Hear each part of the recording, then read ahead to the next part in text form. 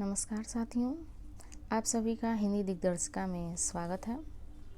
आज हम प्रारंभ करते हैं हिंदी व्याकरण। बात करते हैं हम कि हिंदी क्या है। तो हिंदी जो है, हिंदी भाषा है और इसकी उत्पत्ति कैसे हुई है। तो ये जो भाषा शब्द है उसकी उत्पत्ति संस्कृत के भास धातु से हुई है, जिसका अर्थ है बोलना या प्रकट करना। ठीक है, अब आगे देखते हैं भाषा की परिभाषा क्या होती है। भाषा अपने भावों को प्रकट करने एवं विचारों के आदान प्रदान करने का साधन होता है। अगर हम सामान्य अर्थ में इसके परिभाषा के बारे में जानना चाहें तो हम कह सकते हैं कि हम जो भी अपने बात को किसी के सामने रखते हैं या फिर जो भी हम बातचीत किसी से करते हैं तो वो भाषा के माध्यम से हम करते हैं। एक साधन के रूप में हम उसका प्रयोग करते हैं। आगे देखते हैं कि भाषा का व्यवस्थित क्रम क्या होता है। तो भाषा का व्यवस्थित क्रम है जो सबसे पहले ध्वनि या वर्ण कहलाता है, उसके आगे है शब्द, फिर उसका अगला क्रम है वाक्य, वाक्य के आगे होता है भाषा। अर्थात भाषा कैसे बनती है, तो सबसे पहले ध्वनि या वर्ण के माध्यम से, और यही वर्ण शब्द का रूप लेते हैं और जो शब्द है वह वाक्य, और वाक्य जो है वह भाषा का रूप ले लेती है। ठीक है, आगे देखते हैं हम वर्ण विचार। वर्ण विचार क्या है, अर्थात वर्ण होता क्या है, वर्ण किसे कहा जाता है, वर्ण क्या है, वर्ण की परिभाषा क्या होती है। तो भाषा की सबसे छोटी से छोटी इकाई जिसके टुकड़े न किए जा सकें उसका लिखित रूप ही वर्ण कहलाता है। अर्थात वह सबसे छोटी इकाई भाषा की जिसके खंड या फिर उसके टुकड़े हम न कर सकें, उसी के लिखित रूप को वर्ण कहा जाता है। ठीक है, आगे देखते हैं ध्वनि या वर्ण। कभी कभी प्रश्न ये आता है कि भाषा की सबसे छोटी इकाई ध्वनि भी आ जाती है और कभी कभी वर्ण को भी कहा जाता है। तो ध्वनि और वर्ण दोनों को क्यों कहा जाता है, उनमें अंतर क्या है, इसको हम जानने की चेष्टा करते हैं। ठीक है, सबसे पहले हम बात करते हैं ध्वनि की।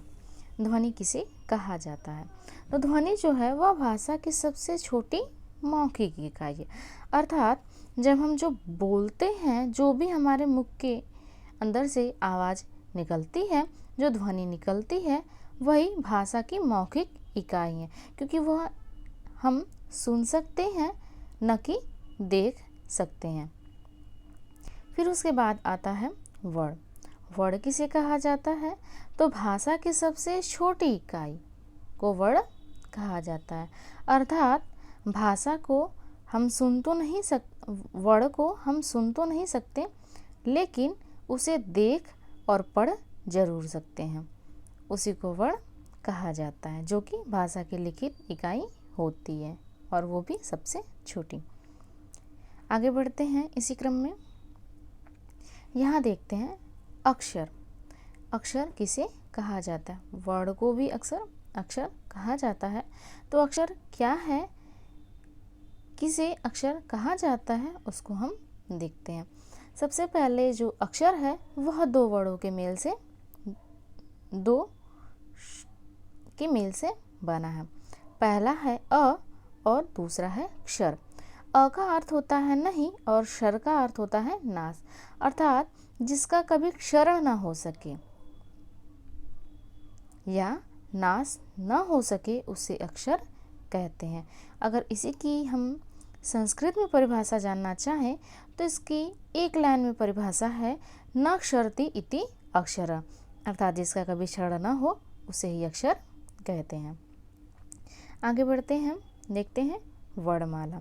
वर्ण को तो हमने समझ लिया, अब हम देखते हैं वर्णों की माला, अर्थात वर्णमाला क्या होता है। ठीक है, वर्णों का व्यवस्थित समूह ही वर्णों का व्यवस्थित समूह ही वर्णमाला होती है। ठीक है, अब बात करते हैं हम वर्णों के भेद, अर्थात वर्णमाला के भेद कितने होते हैं, वर्णमाला के भेद कितने प्रकार के हैं, वर्णमाला कितने भागों में अभिव्यक्त होती है। यहाँ हम देखते हैं कि जो वर्णमाला है वह 2 भागों में, अर्थात 2 भागों में जो है वह है, एक है स्वर और दूसरा है व्यंजन। पहला है स्वर और दूसरा है व्यंजन।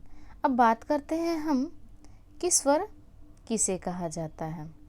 अगर हम कहें कि स्वर किसे कहा जाता है तो जो स्वतंत्र रूप से उच्चारण हो, अर्थात स्वतंत्र रूप से उच्चारण, स्वतंत्र रूप से उच्चारण को ही स्वर कहा जाता है।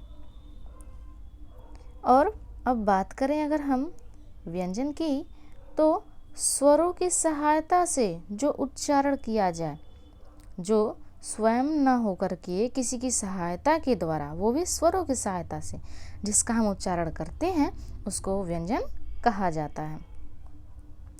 आइए मित्रों, अब हम अपने वर्णमाला के कुछ प्रश्नों को देख लेते हैं, जो कि पहला है, हिंदी में स्वरों की संख्या कितनी होती है।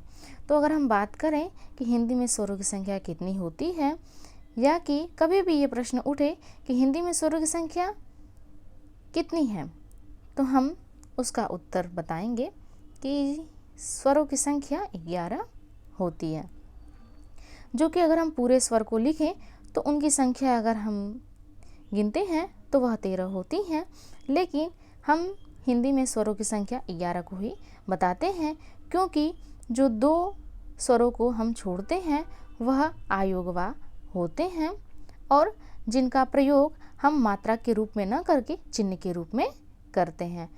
और वह कौन से स्वर हैं, तो वह है अंग और अह। आगे बढ़ते हैं दूसरे प्रश्न की तरफ। दूसरा प्रश्न है, हिंदी में व्यंजनों की संख्या कितनी होती है। तो हिंदी में व्यंजनों की संख्या 33 होती है। और अगर हम बात करें अगले प्रश्न की ओर, तो हिंदी में मूलतः वर्णों की संख्या कितनी होती है। अगर बात करें हम कि हिंदी में व्यंजनों की संख्या तो 33 है, तो पूरे मूलतः वर्णों की संख्या कितनी है। तो वर्णों की संख्या 44 होती है, क्योंकि अभी इससे पहले ही प्रश्न में स्वरों की संख्या 11 और व्यंजनों की संख्या 33, तो इन दोनों को अगर हम जोड़ेंगे तो मूलतः वर्णों की संख्या 44 आ जाएगी। और अब बात करेंगे हम अगले प्रश्न की, तो वर्णमाला में कुल, अर्थात वर्णमाला में कुल वर्णों की संख्या क्या है, या फिर वर्णमाला में कुल वर्णों की संख्या कितनी है।